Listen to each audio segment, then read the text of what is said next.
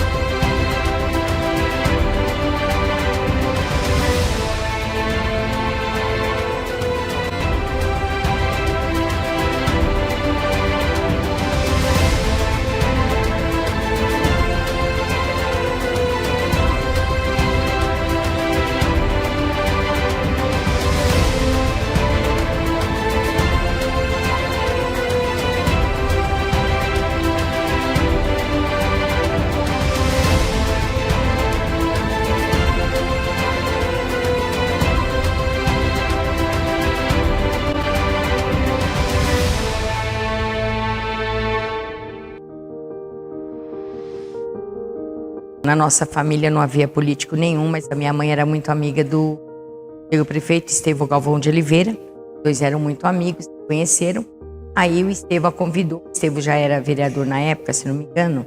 Ele a convidou, ele iria sair a prefeito.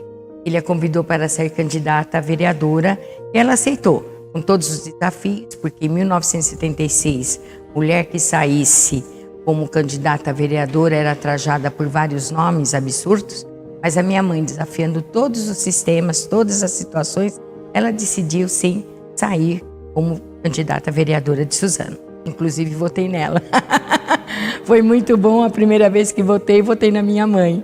Eu abri caminho para as novas mulheres na política, porque até então a mulher era vista como dona de casa, do lar, cuidar dos filhos.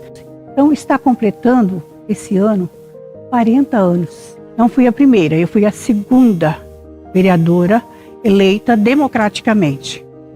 Até eu mesma estranhei o convite, fui convidada para o senhor Firmino José da Costa, então ex-prefeito já falecido, né? E ele me convidou e eu disse a ele: Firmino, não, eu não tenho condições, eu não me acerto, não é o meu plano de vida.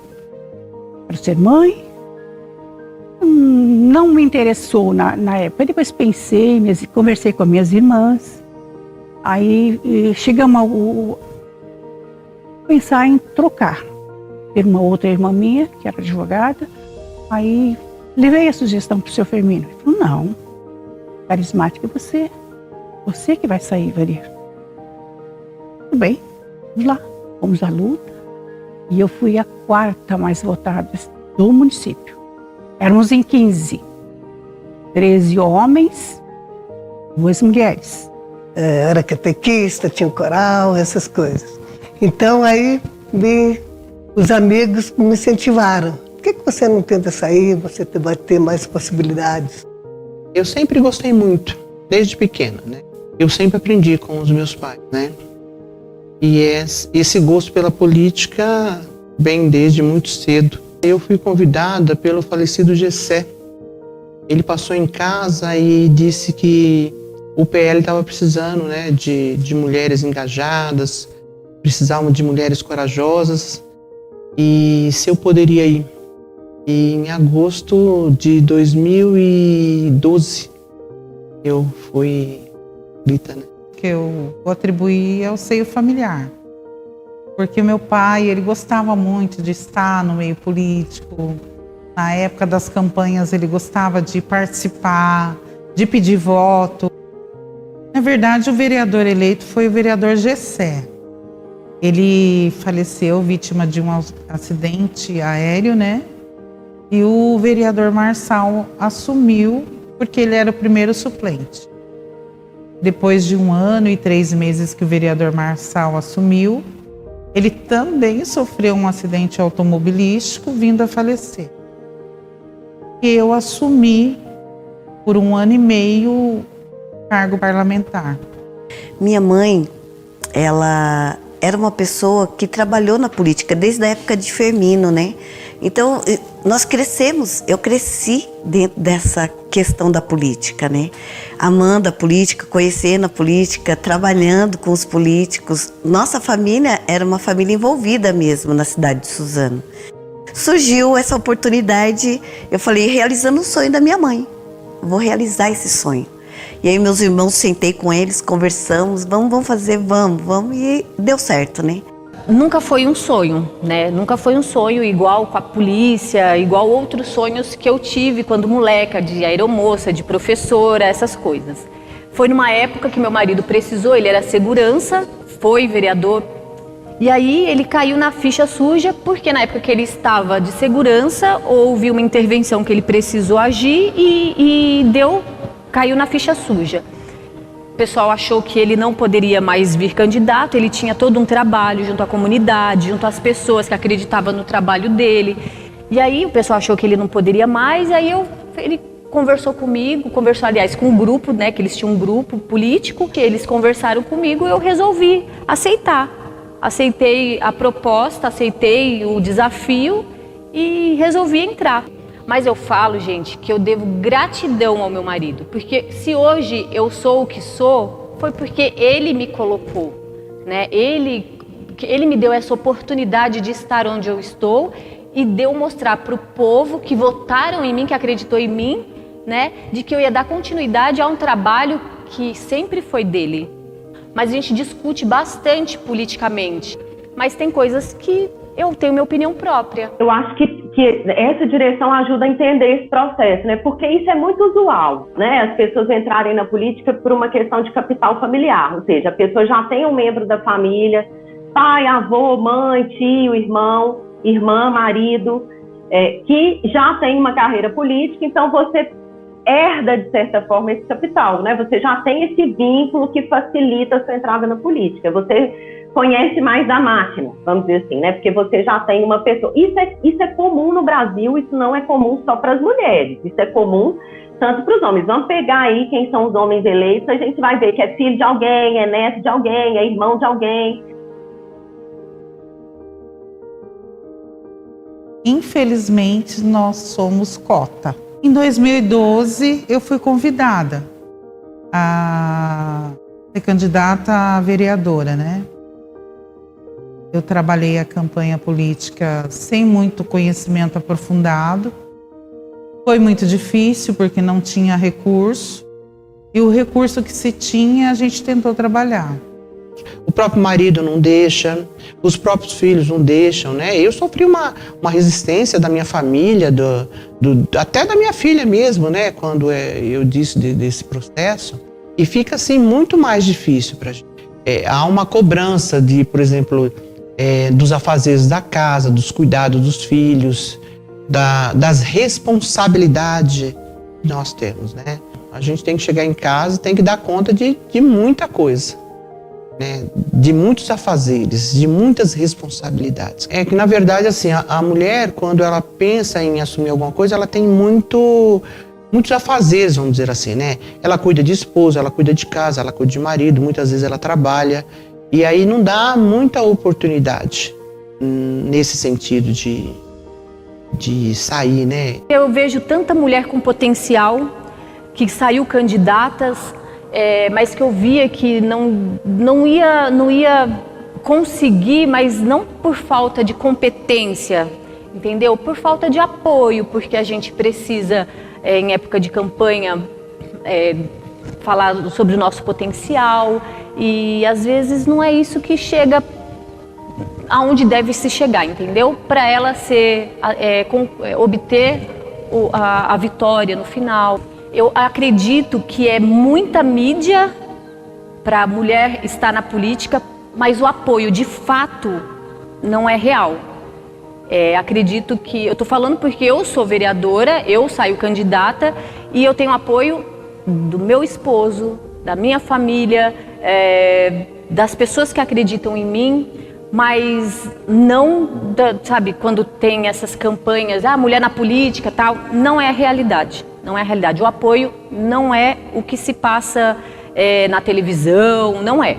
É poucas as pessoas que apoiam, que tem aquela mulher como apoiadora. Qual que é o percentual de recursos que as mulheres e homens de um mesmo partido recebem para disputar uma eleição? Isso é violência política, né? Isso é importante. As mulheres, elas têm o mesmo tempo de fala, elas são interrompidas, elas conseguem ocupar cargos importantes, em comissões importantes na Câmara de Vereadores. Qual que é a visibilidade dessas mulheres, né? Então, esse é um elemento. E além disso, quais são os processos de socialização das meninas, né? Porque essa coisa da ambição política, do que eu posso ser, do que eu quero ser, isso começa na socialização das crianças. Com certeza, a ciência política mostra que tem uma relação direta entre o volume de recursos de campanha e suas chances de sucesso eleitoral. Então, não é uma lei, porque tem gente que investe muito e não consegue se eleger, mas é uma tendência probabilística. Quanto mais recurso, maior chance de se eleger. E isso é violência política patrimonial. Se o partido não distribui recursos, é violência política. Só que a gente está nomeando isso de violência política de uns anos para cá. E a gente tem que lembrar que mesmo quando os partidos formalmente distribuem recursos para as mulheres, muitos ainda usam também a estratégia da candidatura laranja, que é o seguinte: a gente cumpre a cota, tem 30% de mulheres candidatas, só que essas mulheres não vão ter nenhuma condição, não vão receber nenhum apoio, ou seja, não são candidaturas competitivas, elas estão ali simplesmente para preencher a cota. Então, muitos partidos, inclusive, distribuem recursos para essas mulheres, depois essas mulheres têm que devolver esse recurso, porque agora também tem a cota para financiamento de campanha, para as candidaturas masculinas. Então, isso é fraude, né? Além de ser violência, também é crime eleitoral. Eu andava sozinha, não tinha, sabe? Eu não tinha noção da importância de um vereador. Sim, na minha cabeça, assumi e agora, né? Eu vou aprender. Ninguém nasce um vereador da noite pro dia. E aí eu tinha que se impor, né? Jovem, 29 anos eu tinha que me impor como mulher. Fui lá no auditório no dia 1º de janeiro de manhã.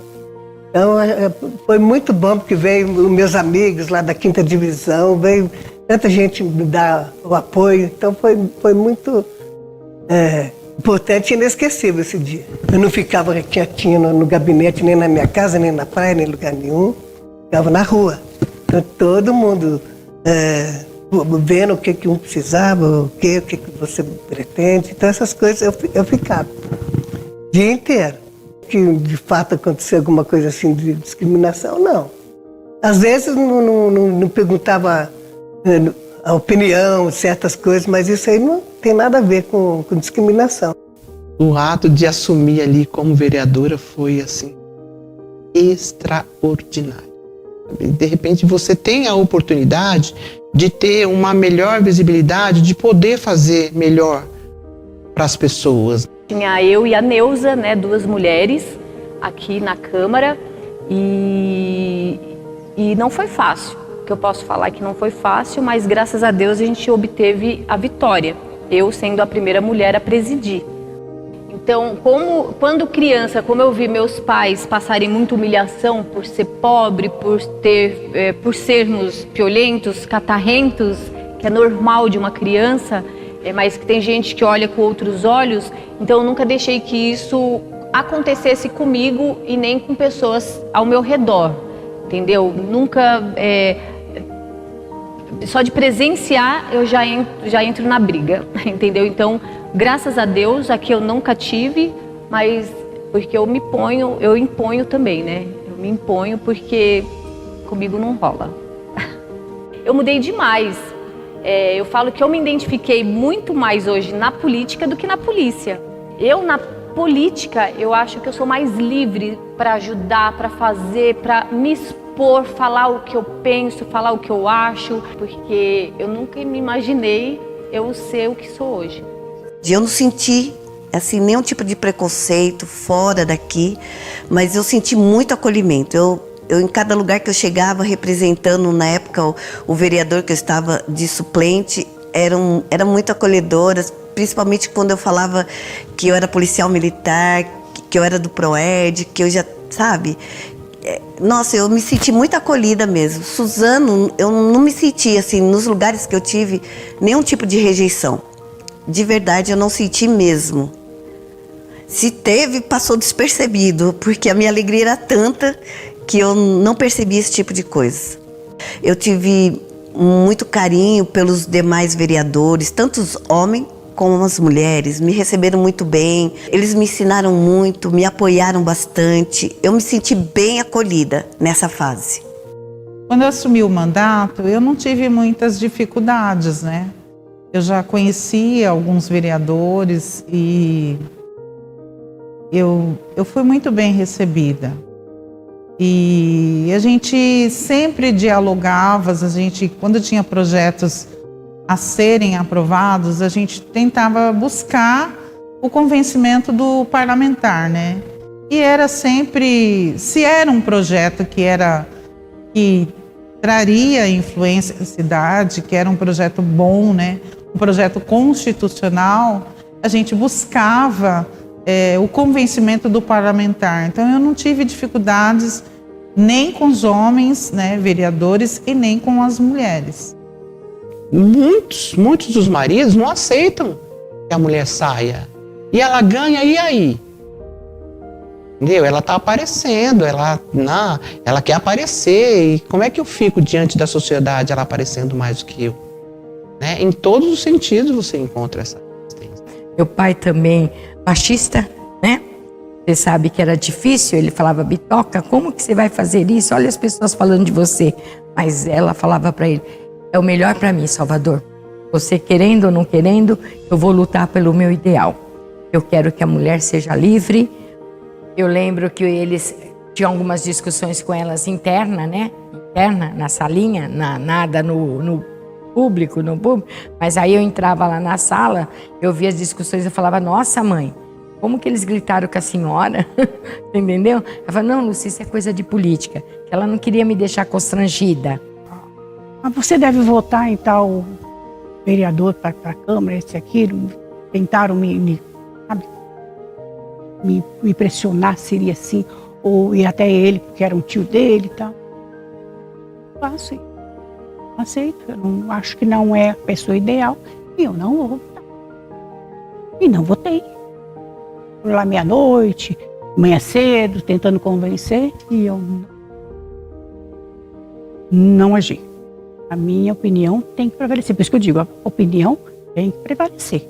Minha, da mulher, ela é a responsável. Ela que tem que achar o que é certo e o que é errado. Ouvir, eu acho que tem que ouvir. A gente ouve, né? Ouvir um conselho aqui, um conselho lá, uma opinião aqui. Mas a minha opinião deve prevalecer. A mulher ela tem um lado tanto amoroso, como prático, como lógico, para poder trazer as soluções dos problemas mais rápido, sem colocar meios termos, sabe? A mulher vai pela razão. A mulher conhece tudo, a mulher sabe tudo. Né? A mulher está em todos os segmentos da sociedade, todos ela está. E ela conhece. Mesmo com toda a resistência que há, né, até por parte dos parlamentares que lá estão, é muito necessário. Hoje, essas mulheres que estão assumindo, como a política agora que teve leve aumento, mas a gente precisa ser semente. Por esse trabalho, por essas coisas. Quantas mulheres no passado aí não sofreram para a gente chegar até onde chegou? Política é amor, política é conselho, política é arte, política é habilidade, política é coração, política é você enxergar o outro, se colocar no lugar do outro, fazer o bem. E as mulheres, ela têm uma tomada de decisão mais rápida, elas são mais centradas, assim, então elas são mais acolhedoras, mais alma, mais amor. Não sei se é pelo fato delas terem várias atividades, ser mãe, família, responsabilidade familiar, um monte de coisa, então elas vêm ganhando um espaço muito grande. A mulher, ela é mais sensível, ela entende melhor o problema da pessoa. Não que o homem não entende, mas é igual eu tô falando pra você, eu me coloco no lugar daquela necessidade que a pessoa está passando. Eu entendo quando uma mulher me procura porque ela tem um problema ginecológico, onde eu posso ajudar, onde eu não posso ajudar. A mulher vai se sentir mais segura, uma outra pessoa, uma outra mulher vai se sentir mais segura conversando esse tipo de coisa comigo, do que passar a situação dela para um homem. Quando eu me candidatei para ser presidente da Câmara, é porque eu várias vezes subi nesse local e vi a galeria só homens, e aí passou na minha cabeça, por que não uma mulher, né? Por que tanto preconceito, nunca uma mulher, com tantas mulheres que já se passaram na Câmara, e será que nunca uma teve essa vontade, ou será que não apoiavam o desejo dessas mulheres? Será que foi falta de querer delas ou falta de apoio? Graças a Deus, eu fui muito bem avaliada, recebi até uma carta, né, de elogio do Ministério Público, na época que eu presidi a Câmara, e para eu não me prejudicar, eu resolvi renunciar. Não foi só nem a gravidez, foi também a gravidez, a morte do meu irmão, a depressão, não sei se foi pós-parto ou se foi ocasionado pelo ocorrido, mas enfim, foi a soma de tudo, é isso aí. Eu acredito nisso, que ainda tem aquela parte, porque a mulher pode engravidar na época de campanha, porque o lugar da mulher tem que ser cuidando da casa, do marido, dos filhos, e qualquer intervenção vai deixar de fazer o que tem para se fazer para dar prioridade para dentro de casa, né? Então eu não creio que isso seja uma coisa para proibir ou para não apoiar. Só quando eu tive a minha filha, eu fiquei, na época até fui criticada porque faltei, tive uma eleição, eu não me lembro mais do que naquele dia, eu me lembro muito bem, que foi no dia 22 de junho, e aí algumas pessoas me criticaram porque eu não estava na sessão. Aí saiu uma reportagem dizendo que naquele dia eu fui ao hospital e nasceu minha filha. Então foi por isso que eu não estive na cama. Eu era presente. Já era mais difícil, há 40 anos atrás não é como hoje. Aí já foi difícil enfrentar campanha, onde deixar a filha, com quem deixar, minha mãe idosa. Então já não era a mesma coisa, né? Você teria que fazer aquela opção, ou ser mãe ou ser política na época. Hoje não, hoje a gente já concilia, para conciliar. Eu sempre falei que eu queria ter 2 a 3 filhos. E aí eu engravidei com 40. E aqui na Câmara foi maravilhoso. Eu consegui levar, tanto que eu consegui trabalhar na minha gestação inteira. É tanto que eu nem ia tirar minha licença maternidade, porque aqui na Câmara é opcional. Você tira a licença maternidade se você quiser, se você achar por bem. Só que, aqui é muito fácil você conciliar a sua vida familiar com a profissional. Então, aqui não ia ter problema nenhum eu trazer meu filho para amamentar aqui, depois levar ele, não tinha problema nenhum, entendeu? Então, aqui eu continuei, eu não tirei licença maternidade, porque eu não poderia parar o meu trabalho, os meus projetos, e eu dei continuidade. Eu engravidei, tive meu neném e continuei trabalhando normal. Embora nós conseguimos muitas garantias, até através da política de cotas, a nossa presença feminina, a mulher ainda não tem esse convencimento de que ela é tão importante quanto a presença masculina no parlamento. E hoje a gente já percebe, né, uma política de conscientização disso. Talvez nós mesmos, porque a gente tem muitas atribuições. Cuidar da casa, da família, trabalhar.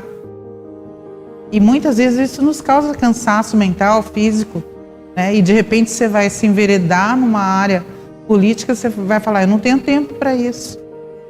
Mas a partir do momento que você nasce mulher, você já está ali disputando um espaço político.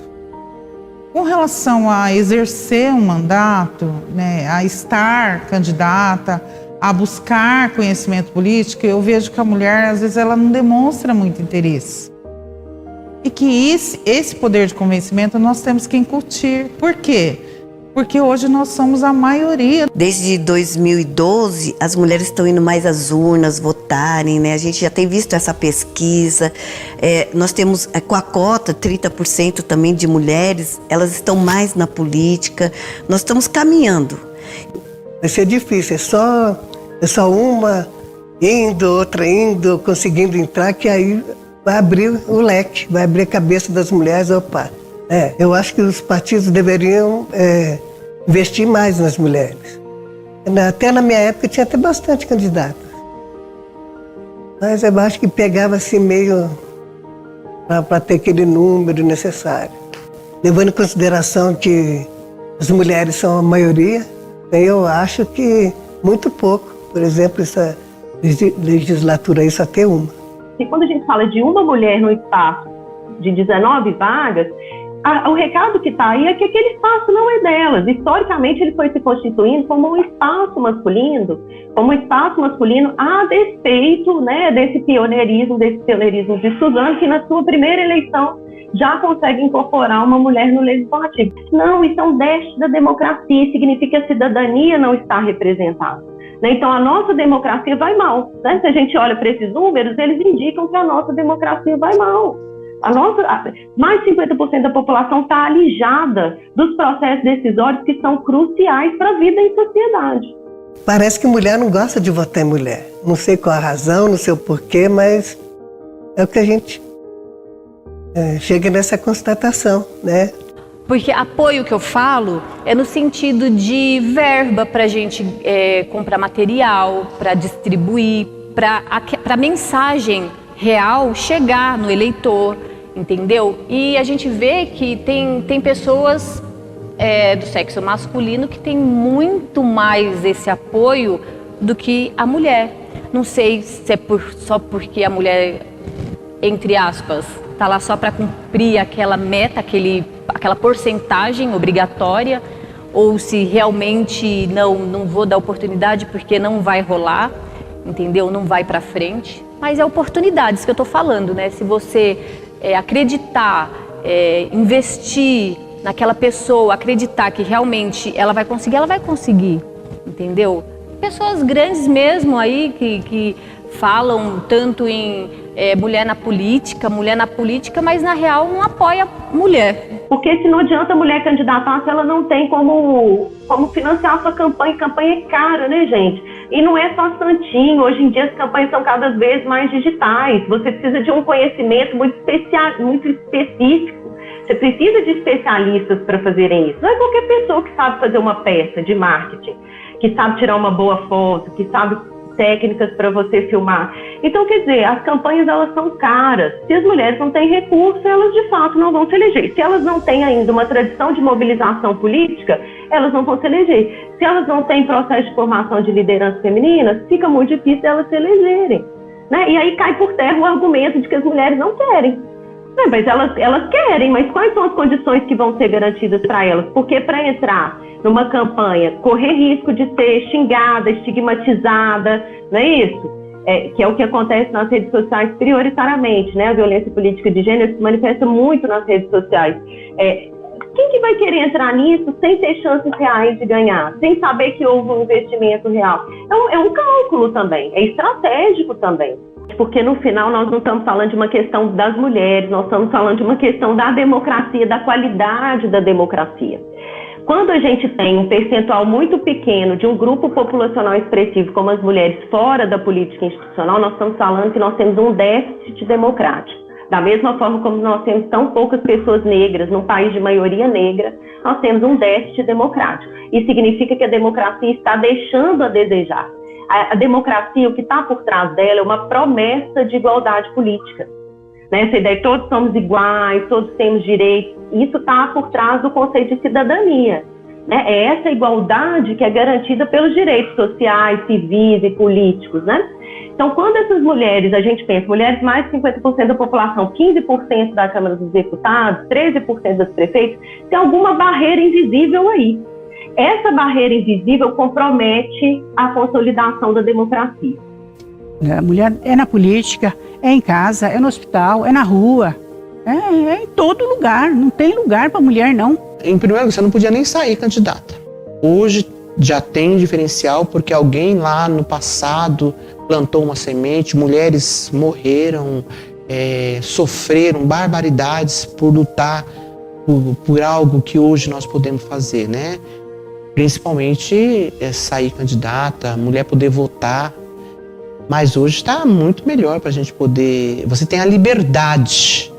Há esse direito nosso de ter essa liberdade, ser a voz de alguém por alguma coisa. As mulheres estão se unindo mais e mulher vota em mulher, sim. E ela é capaz, sim. Nós temos mulheres muito capazes, mulheres que fazem a diferença, mulheres que são importantes, mulheres que podem estar, sim, na política. Elas devem estar, sim, se posicionando.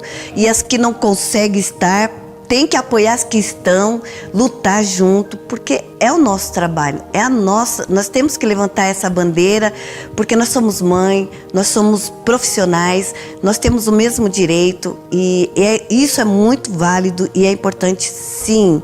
Eu só acho que é interessante, sim, ter mais mulheres na política, de fato, dentro das câmaras, entendeu? Seja Câmara Municipal, de vereadores, seja de deputados, seja de deputado federal, não importa.